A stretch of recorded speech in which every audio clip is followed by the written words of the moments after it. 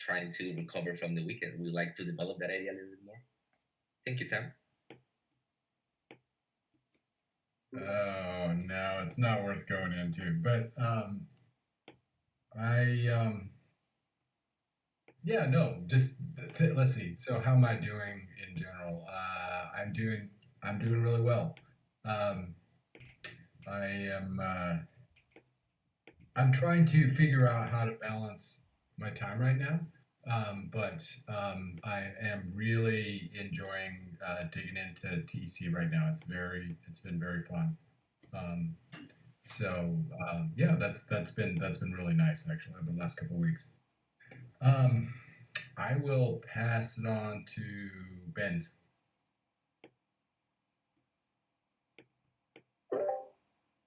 Thanks. Yeah, I'm doing really well as well. I think I'm all trying to manage time, and I've been getting involved with other groups and kind of taking on small projects and kind of across TEC and Giveth. And now I'm kind of just trying to manage those, wrap up, execute on them. I haven't closed the loop on quite a few little things, but I'd like to do that and then kind of try to get a little bit more focused on where I'm trying to contribute. So that's how I'm doing. So thank you. I will pass to Manu. Thanks, Vince. Cool. There I am. Yeah, well, I'm pretty. I'm amazing. I just had a call with Tam. There's a lot of tasks that I have pending, but I'm feeling very productive. Like my calendar is like feeling like very neatly, like hour by hour, and I met a lot of really nice people. I actually met Teresa in person in Mexico City, and there were some other that I was trying to do physical public goods funding and sort of like regenerative work around their own ecosystem. And I'm excited to help them. So I'm doing great. I think I've hit a productive pace, and I'm meditating with Nick in the afternoons, like every day, and yeah, I think everything's balanced. So I'm happy to say that, and yeah, I will pass it to Tam. I will say I am very well. Yeah, I think I'll say I'm very well. It's Monday. I love Mondays. It was a really nice weekend. I love really nice weekends. I get to see all of you. I love all of you. So, like, what's there to complain about? I'm going to say that everything is going really well. And I will pass back. Right? Yeah, it's really nice. It's really nice to love to come to work with the people that you're with. You know, I mean, I can't highlight what a life changing experience it is to just work with the people you want to work with versus work with people that you don't want to work with. It's like, you know, I don't know, everyone here must have the experiences where they were working somewhere and they kind of like drag themselves there and not want to be there the whole time. Like, I just don't feel that here. And I've been here for a year and a half, and it's like that just doesn't happen here. So it's a real privilege to be working with all of you. I'll pass back to you, Eduardo. Thank you, Tam, and I will pass it on to Teresa. For my feeling quite more relaxed than last week. So a huge part of my day, I there was studying and all of that. So I'm just like I hadn't been going to some course very well. So like this week, I feel like I'm feeling great that in my life. And when my kid, I have a 3 year old, So I'm just trying to like balance work, like not working on weekends and all of that. I'm just like trying to be more whatever. So like just as Nana said, just like trying to like make calendar of things I have to do and actually doing them and not procrastinating. So like I'm happy because I'm gonna implement that in my life from this week on. So I'm super excited about being super organized with my time and like dedicating genuine time with my family and all of that. So basically that. Thank you, Teresa. And NT, welcome. We are going through a question which is, how are you? But really, how are you? So if you feel like sharing. Sure, hey, thanks. I guess I'm feeling pretty great, honestly, today. I've been, I feel like cooling down after some changes and stress in life, I guess. Um, yeah, I'll keep it short. It's pretty much it. I don't know if everyone has gone, so No I guess worries. that, yeah. I can take it. So I will be the blue note on this meeting, and I will say I'm not necessarily well today. Hmm. I had I had quite a rough last night and today. Um, I'm not gonna say if I'm not gonna sure if I will accept it to cut this part of the meeting, but I feel this sense of when you have people when you're responsible of certain people emotionally and physically, um, it sometimes you pay a toll for that, and I'm paying a toll for that at the moment. So it's a quite peculiar feeling that I'm trying to explore and acknowledge and see how I can build out of that. So it is nice to arrive to this, which has become sort of a safe space. So that's it.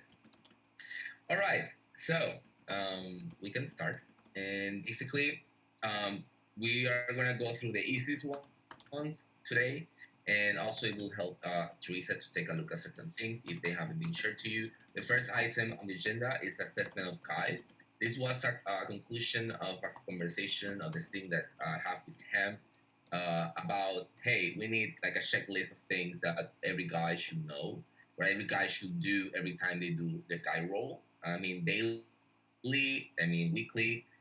This is and this is based. It's very simple. This is not. I didn't create the hot water, as they say on town. And the idea is that basically there was originally this guide for guides guide, and then there was this daily fast checking.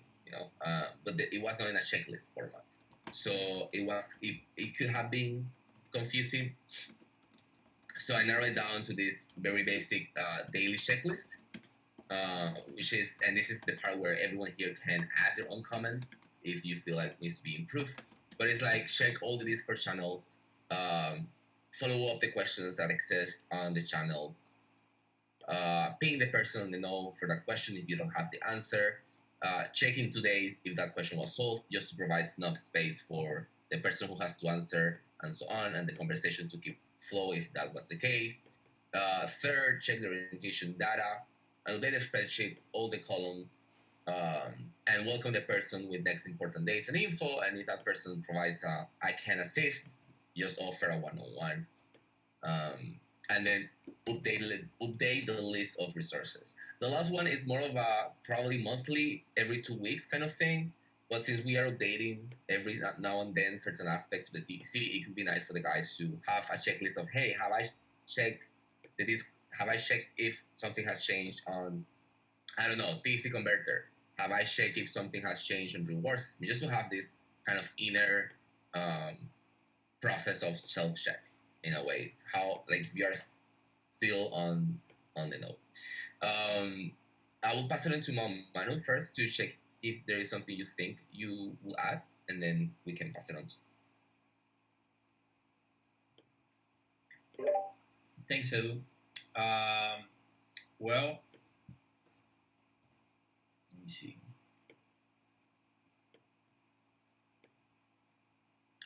Yeah, what I've been doing by accident, just by connecting with other DAOs and doing some searching for partnerships between other DAOs that want to work with us, or that there's a good synergy working with them. For example, Bankless with Comms. They do have an onboarding process, and within their onboarding process, they have talent coordinators, which are like, okay, after people get onboarded, they get introduced into the platform, they have someone specifically that fulfills the role of incorporating that person into the workflow. So they had a meeting today, and I went to the meeting. I took some notes, and so I'll be exploring how we can incorporate what they do in terms of, having a specific person that functions sort of like a DAO HR person that connects people with certain experience with tasks that require that particular experience. So that's something that I'm exploring,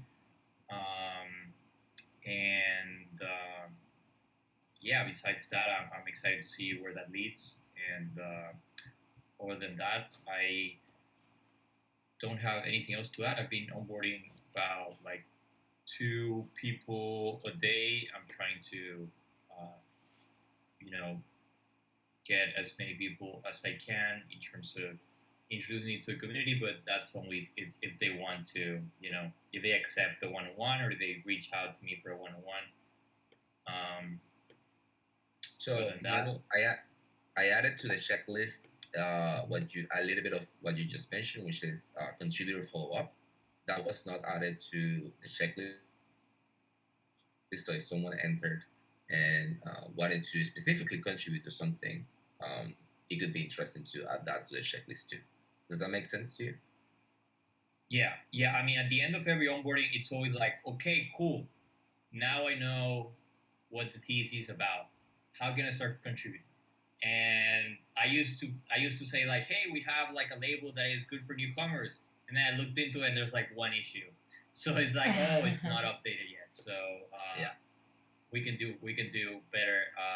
We can do better about that, and that's on me as well. I'm not like putting it on. Just about looking into a working group, seeing what tasks are a good first issue for newcomers, and also, like I said, looking into other DAOs and how they're doing it. Bankless, pretty big DAO. They're doing something right. So yeah, those 2 things. There was this thought that I had the other day, because for context, Manu here does the weekly update for the working groups, and I don't know if you remember, Manu or Tam, that we had this sort of every working group will say what they need, or if they need a contributor for something specific. And I thought that since you have this very strong connection with the working group weekly update, that could be something it's still in my brain developing, but that could be a relationship that we can explore to nurture, in the sense that you have this connection with working groups, you already do the weekly update. It could be nice that this thing that you mentioned, that this sort of recruiter or this person who cares specifically about the contributors, because you have these connections already with the working group. So that is something to keep in mind. We will have a sync after this call, so we can talk about it later. But yeah, so just to share that. Yes, Kieran. Yeah, one other thing too that I think could help with this is this idea of having a guide in each working group, who's there to kind of like be the equivalent of the Communitas guide in terms of welcoming people into the working group. And interestingly, the Omega, so the Omega folks they were engaging pretty deeply with that document. And I think that Nick may have just kind of spontaneously started trying to find somebody to play the role of a guide over in that working group, which would be kind of cool to just see that evolving, because that could be the kind of thing too where whoever that is responsible for coordinating with that working group and figuring out, okay, what are the entry level jobs, what are the things that could be done within Omega, and then if we had one representative like that in each working group, it could be a pretty nice way to hand people off too.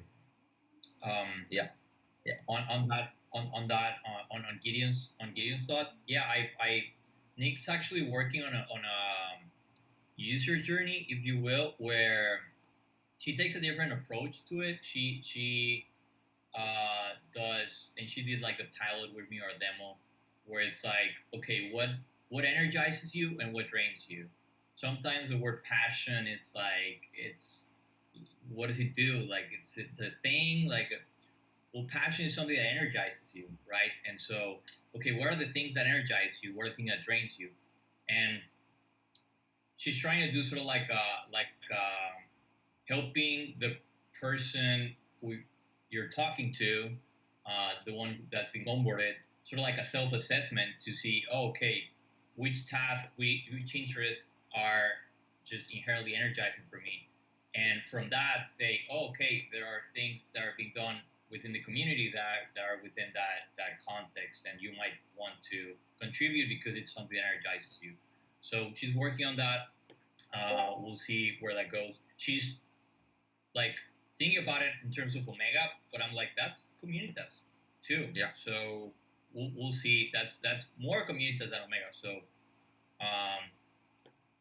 yeah, we'll see. We'll see where that leads. She's very careful about not like suggesting new frameworks, and by doing that, offending the person who sort of like created previous frameworks. I'm like, that's nonsense. Like, there are ways to present information, but she's very careful about that. So she's like tiptoeing around that, but she has really good ideas, and I'm sure we could use a couple of those.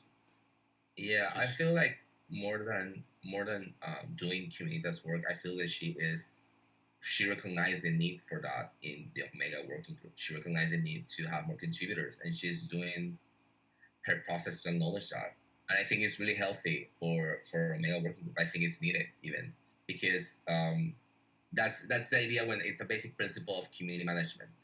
You can outsource someone to do community management for your company, but you're taking the risk that it's someone outside your worker spectrum, so that person always information falls into the crack because that person is not working in situ.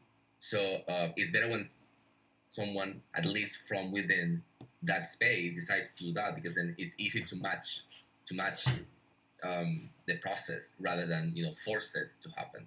At least in my perspective. Yes, Dan. Yeah, I want to say I really I got wind, I think, on one of her Discord posts that she's working on the onboarding experience for Omega, and it was really delightful. One, because she has a real extraordinary talent for and like passion for it, so it's really nice to see. And my thinking is that all of our working groups probably do need their own onboarding. Like there's the onboarding into the TEC, and then there's the onboarding into like communications works so differently than legal, and Omega works so differently. So like I love the idea of each of the working groups playing around with different ways of onboarding that really match their workflow. Omega's research, slow work, like it takes time and there's no deadlines and it emerges, and it's sort of like, it's very different than like, date driven and and goal, like, these hard goals to meet.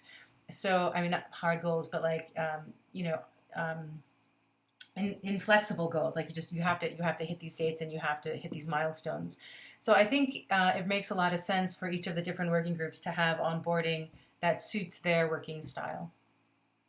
And probably we're all going to learn from each other, and I really look forward to see what Omega develops. But I do think it's outside of what Communitas is developing for the community, and we'll probably be able to take some of their learnings and incorporate it, and they may be able to take some of our learnings and incorporate it and sort of share what's working.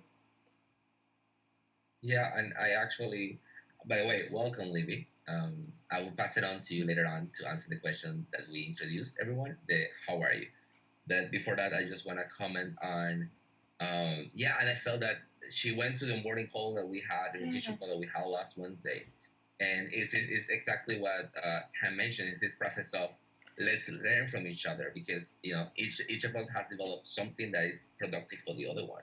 So I don't feel, I mean, she feels like she's tiptoeing because it's a natural feeling that you get when you are trying to do something that you think it's already established.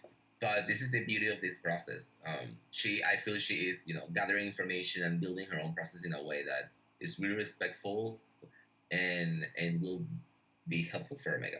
And with that being said, I pass it to you, Louis. Oh, sorry, Madman. Can I say something? Well, you just want to close that comment by saying that you're both completely right. It's like she's doing it for Omega, like in that context. So yeah. Thank you, Livy. All yours. Hi. I'm sorry for arriving late. I'm just really, happy to be here. And how are you? Is the question? Correct. Yeah, I'm feeling like I'm having a weird feeling that I'm feeling really like thirsty for work. Like I really want to get things done, but I'm feeling so hard to focus at the same time. So I'm trying to find strategies for focusing, um, and to put so many ideas down and to write. So been starting and going back and forth. If anyone has tips, feel free to send me a DM. I would super appreciate. Thank you for giving me the space, and I'll pass back to you. Okay. Thank you, Livy. And regarding, since we were talking about assessment of contributors in onboarding process, I want to share this video. I don't know if it's publicly shareable. I tried to share with Gideon. I don't know if it will allow you to see it, but this is a beta version of Other Space. Other Space, it's a onboarding tool that's still in beta development. But what I really like is the common points that we had with that tooling, and a little bit of the two things actually. The link that you shared, Ham, with the quest that was shared with you, and this process. So this process basically, it matches. I don't know if you will be able to see it because it's too little, but basically it's a dApp that connects your wallet, and at your left you have levels, and you can change all the it's customizable, so you can change all the descriptions in this, and basically it's really funny for me because I felt we follow the same process. It's very similar to the one we follow, where your first step is to learn about the DAO. The next step is to agree to the code of conduct. The next step is to connect with Discord. Following step is to fill the new member form. And then if you want to, you can buy the tokens of the DAO, and then you can choose the path following that. And then it's tell me a little bit about yourself. And this is all through MetaMask connection wallet too, or the connected wallet. And then here, when you choose your path, after you have filled all the information, you can decide whether to be a general member, community growth, tools committee, a communications working group, or a token economics working group. And then based on that, it provides you another steps. And then there comes to this dashboard where you can have like dates of important onboarding calls, and all the things that could be important for you. And this is like a general dashboard that they are trying to build up. The reason why I'm sharing this, and the reason why I'm sharing Tam's, I'm like the idea of Tam's quest that you had, is that first it feels that we are sort of in the same page with all these onboarding processes. So we are not that we're not far from it. I think that I feel we are trying so hard to try to like get it well and to exact way it should be done for us. And I see these dashboards and it's like, maybe if we focus more on the human side and less on the tooling will come within a few weeks or within a few months because they are already on the process to be built.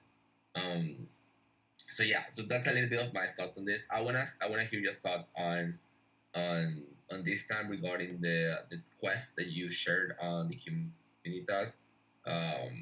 if you want to create one, or it was just for a matter of us checking that tool. So it wasn't specific an endorsement, it was just to show it. And I was very delighted to see how Gideon's super positive reaction to it. Also, interestingly, since this is Communitas, it's also the funding, it's also going to be a funding proposal. Wesley's going to ask for funding for this proof of competence that he's building.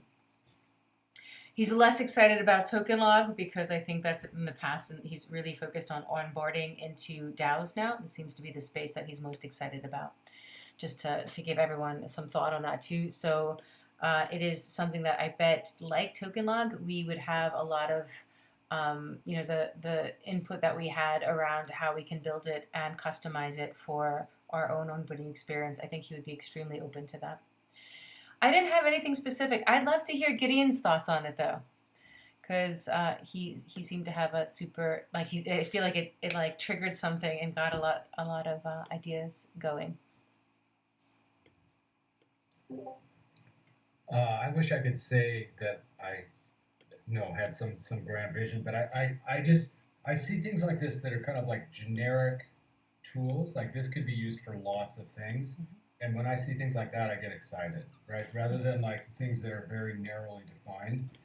Things like this, what's so cool about it is that, and by that I mean the proof of competence. The Otter space, let me come back to it in just a sec, but I think what's cool about this and the fact that it is Wesley and he is thinking about coming to us for funding is that I like the idea of being able to shape it with them. And I'm personally of the view, even though I'm a tools person, I think that our greatest advantage is around process and just understanding the culture. And that we can actually wait, we can afford to wait on some of the tools a little bit longer because I do think that so much is shaking out right now.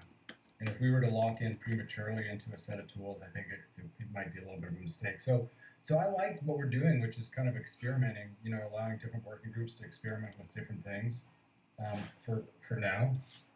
And this thing, the proof of competence, I think it would be great to run a couple of experiments.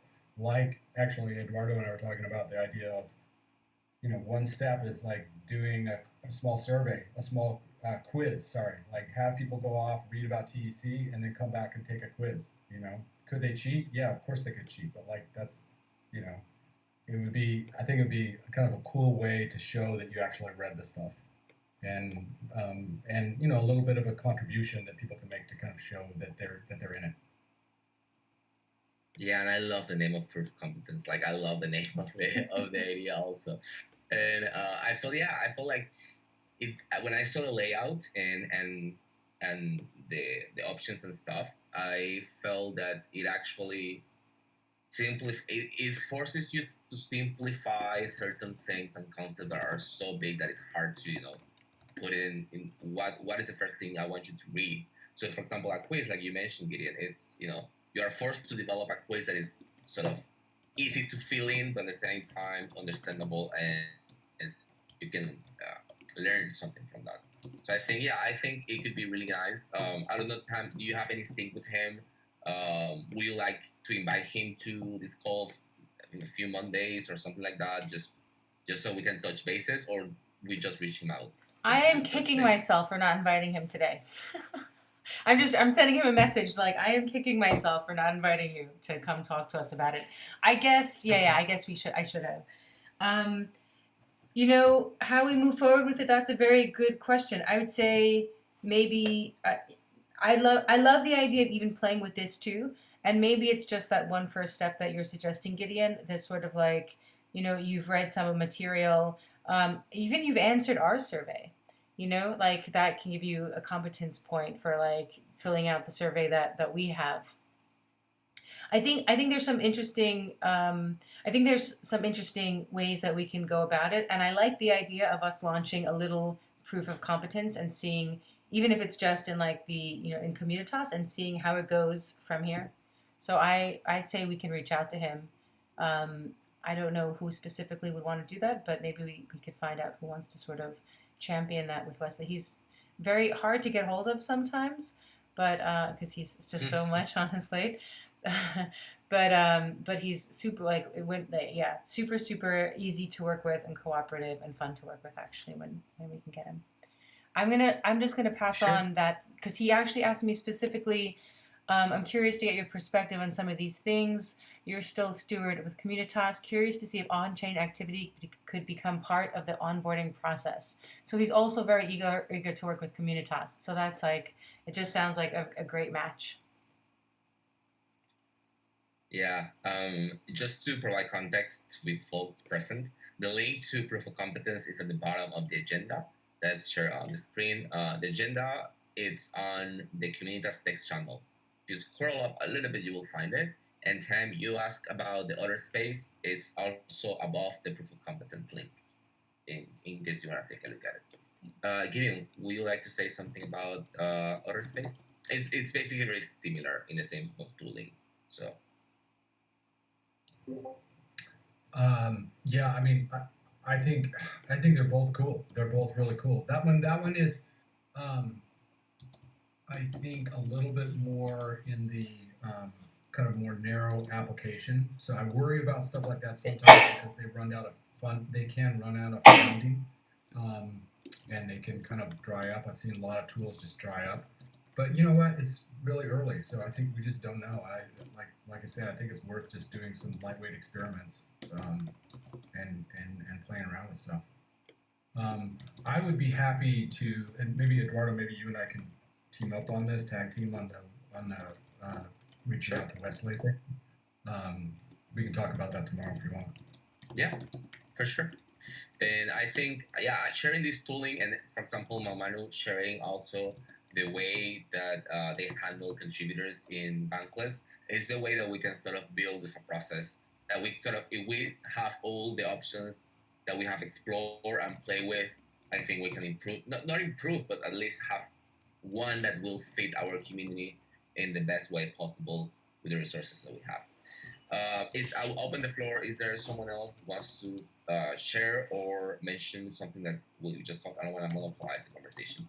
So 5, 4. Yeah, maybe I just 3, want to like 2. bat this idea around a little bit. Like, so proof of competence. How like I guess the question is, once we have people who are proving their competence, what does that unlock, right? Like, how do we? What are the like? It becomes the key to something, right? Like, you prove this confidence, and then you become eligible for this next thing. I just maybe want to raise that as like I think there's so many different things we can do with that. There's definitely, yeah, maybe can even tie into the reward system somewhere. I just wanted to open. I just wanted to ask if we have any more concrete thinking around.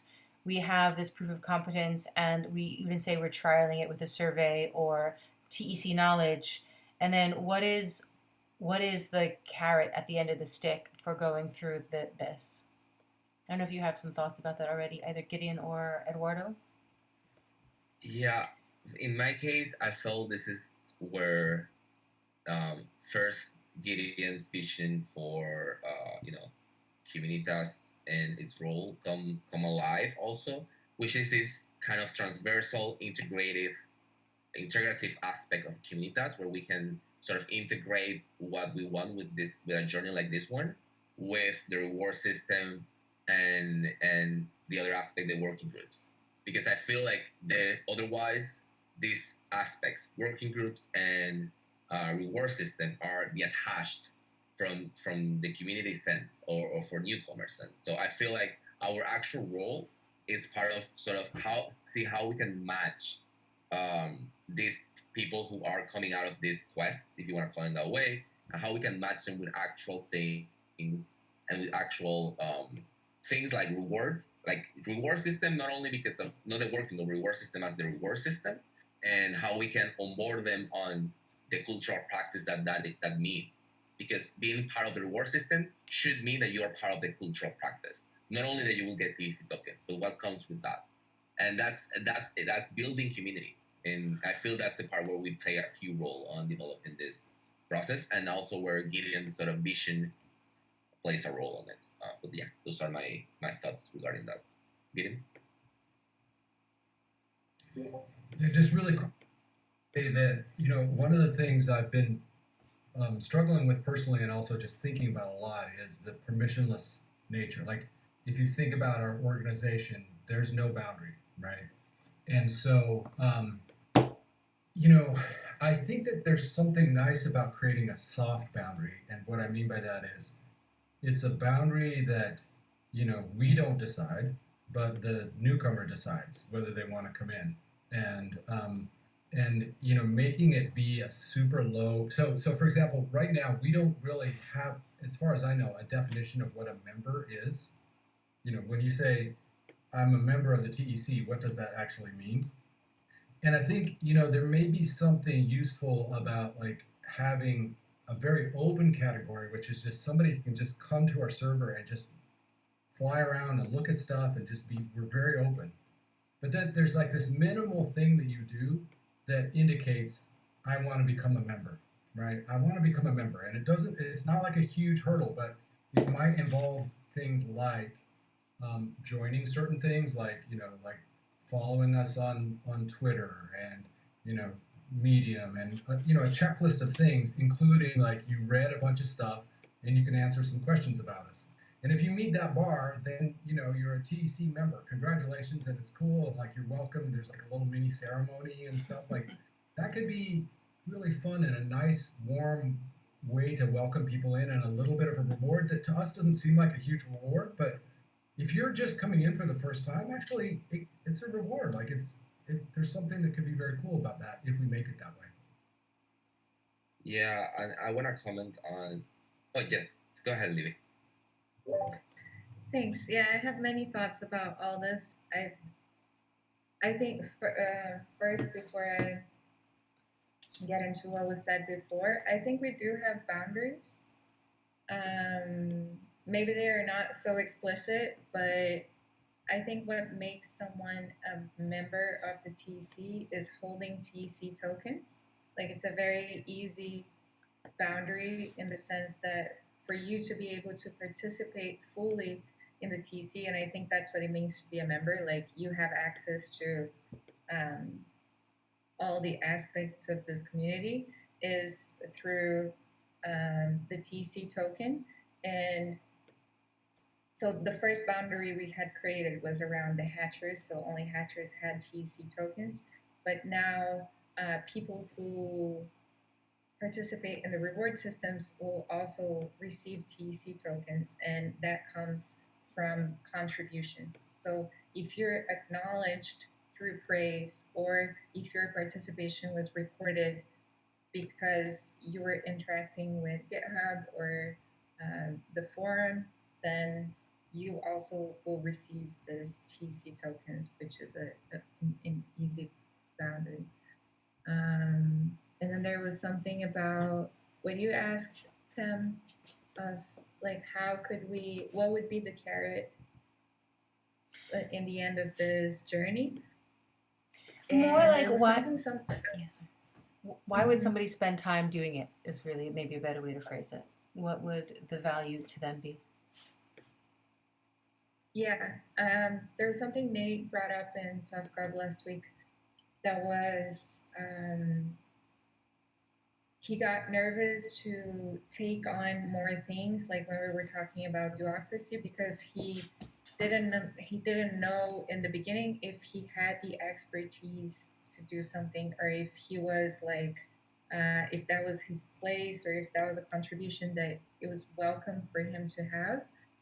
I think if we frame this journey as like a process of self-knowledge of you with the community, it could be very interesting to not, like, for us not to kill this curiosity in the beginning, for the people to not, I feel like that would be way less interesting to game it, and people would get in just to like, okay, I want to understand where I stand in the TEC. There's this whole universe here. If I do this task, kind of like a proficiency in a language type of test, you know, that you see where you are and you get kind of a reward for that, because if you're like in the more in the beginning of the journey, you have a lot to learn, and then maybe that's where you could be where we pair people um, with lines of work, and then if you know a lot, then there's also that reward of feeling like you just entered, but you have like knowledge to share with the community. So maybe we could frame it that way. Livy. Yeah, I think I feel like we are at this point as a as a community that we are reaching this same point with different words. I feel we are what Gideon mentioned in his article about self development. Also, it's the same.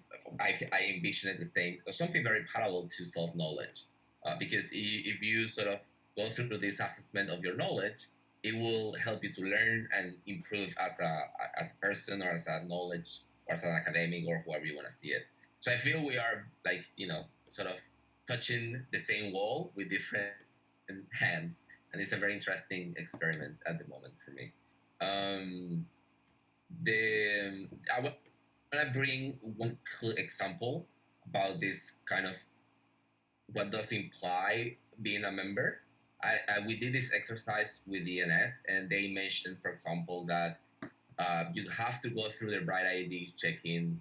You have to be part of the forum. You need to have a certain role in the Discord to be a member. They specify the forum. Like they focus, their main focus is if you are not part of the forum, you are not a member of the DAO as it is. You can be a part of the Discord. That doesn't mean you're a part of the DAO. So that clarification, even if it's probably a hard one, I think it is quite healthy because it doesn't give you ambivalence. It doesn't give you confusion. Oh, how do I or what? It's very clear the path that you have to take in order to be that. And the exchange of this is that they didn't do this when they do the airdrop. So since they didn't do this when they do the airdrop, they have a bunch of people that never were guided, they never were told these boundaries, and people they will never engage with DAO because they simply never went through this process. So it's interesting to see, these things and take a look at them. Does anyone else want to comment something on this? Yes, Libby. Yeah, sorry, just a quick comment. I think, yeah, that's a good point of like, you need a certain level of engagement to be considered a member. And maybe that is the more tangible, like, meaning of a member. It could be related to the reward system because I think through that, you will have a process that the person needs to, hopefully we'll have Brad ID integrated soon. And also their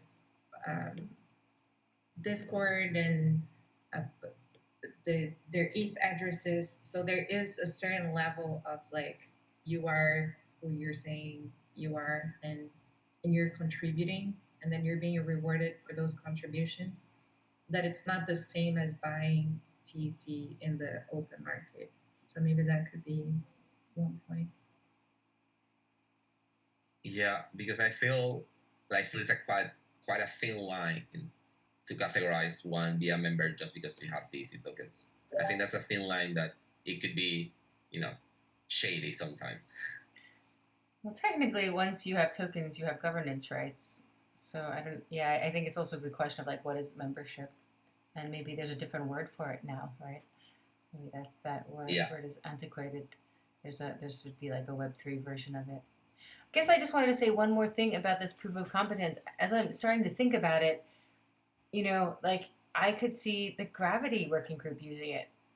Have you done like the mediations that you've worked on, the Graviton trainings you've attended, and you get this proof of competence. I mean, if Wesley's going to really build this out, there's probably NFTs and POAPs that are sort of like automatic. And so there could be a lot of interesting things there for the Writers Guild as well, like a way to show that you've accomplished writing challenges or writing assignments. Well, so there's interesting things. And then maybe it makes you eligible for particular bounties. because you show like I can see so many different ways that it's going. So and I thought the rest of this conversation was very helpful for shaping my thinking too, and I appreciate that. Thank you, Tam. Does someone else wants to contribute something? 5, 4, 3, 2.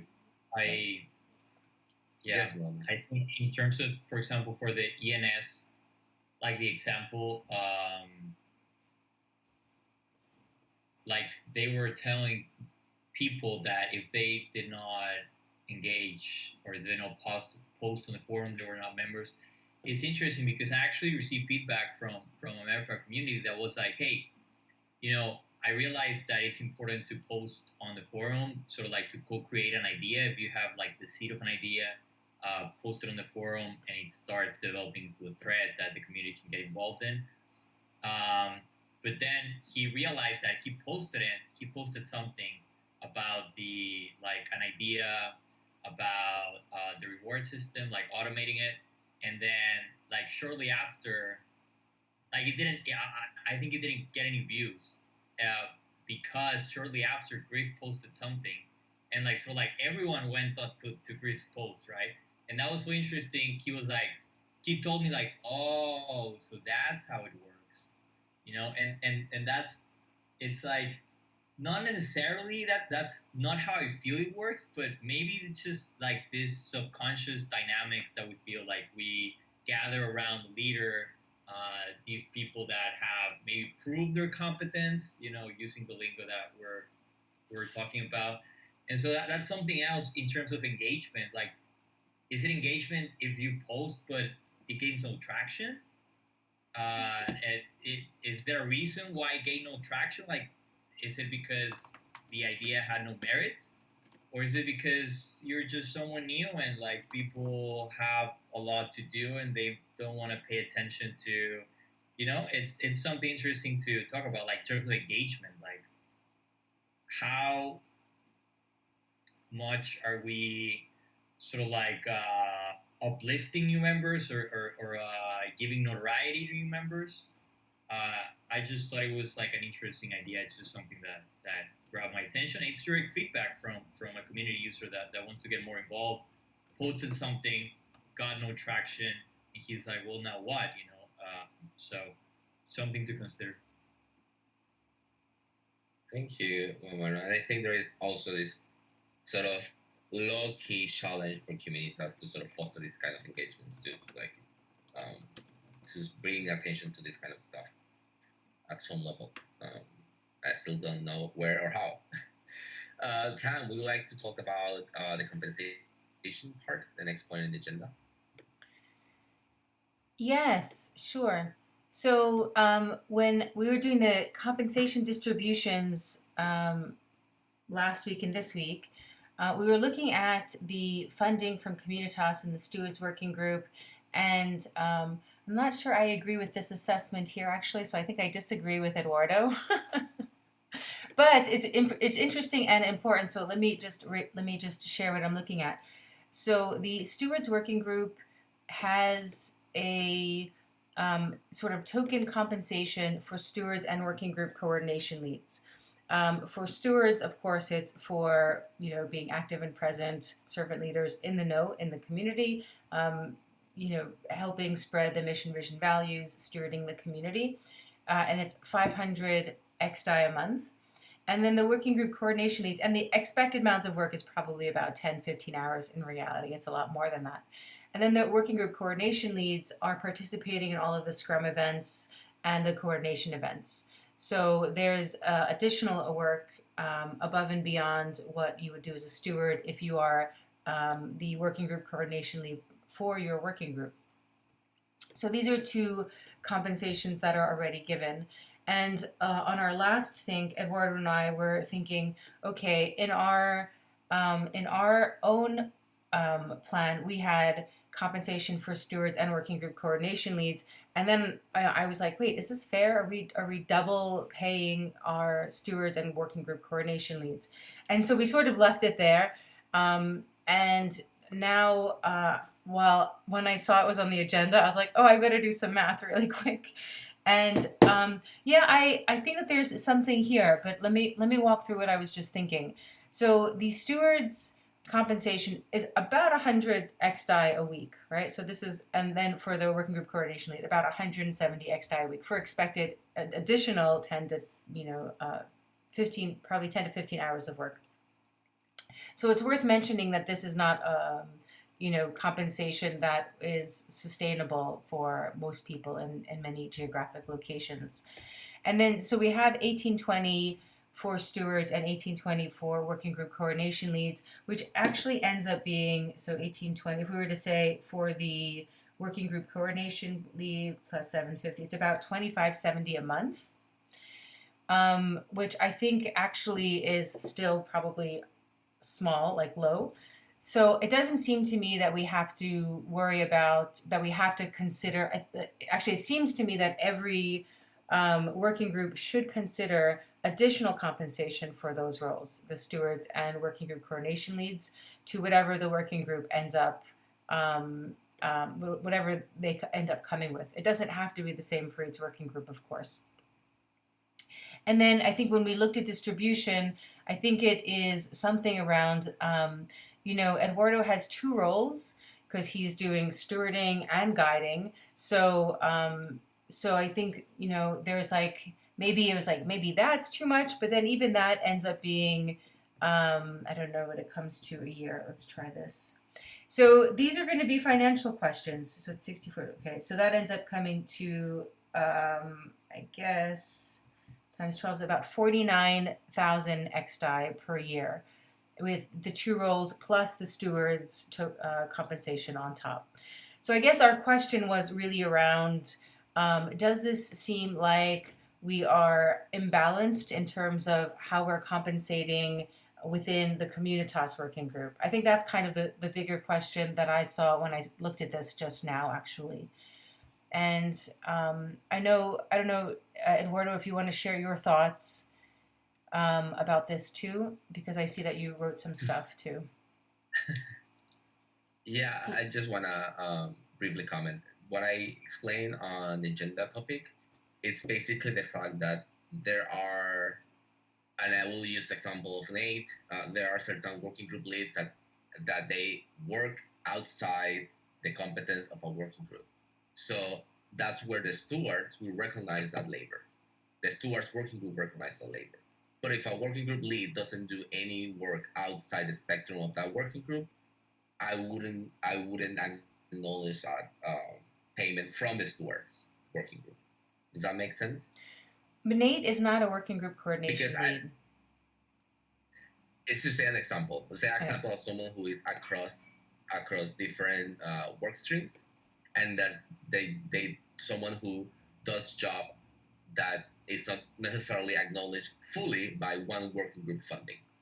So that's why my thought that I felt it was a personal decision to actually request for that based on justification. We already justify ourselves when we request the funding, so I felt it was more of a personal kind of decision whether to request if you are aware that you're doing work outside your working group, and that needs to be acknowledged by the stewards. I don't know that there's such a thing as outside your working group.